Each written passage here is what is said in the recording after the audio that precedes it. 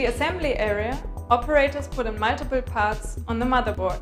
Here, by design, there are certain elements which prohibit that you put it in the wrong assembly. So the capacitor cannot be put the wrong way. So this is Poka Yoke by design. जो भी non technical आदमी है वो as पोका योके से जो है हमारा सिस्टम इंस्टॉल कर सकता है। और एक है कि उसमें process failure as per field failure और कंपोनेंट फेलियर उसका भी बेनिफिट मिला है। For each board, there's a fixed frame. So the board cannot be put upside down or the wrong way. So this prohibits errors and also wastage.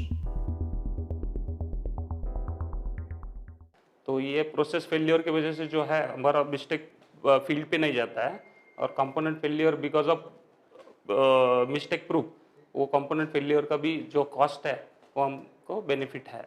The solder gun is prepared in that way that it cannot work without wearing the wristband. So Poka Yoke also improves the safety at work.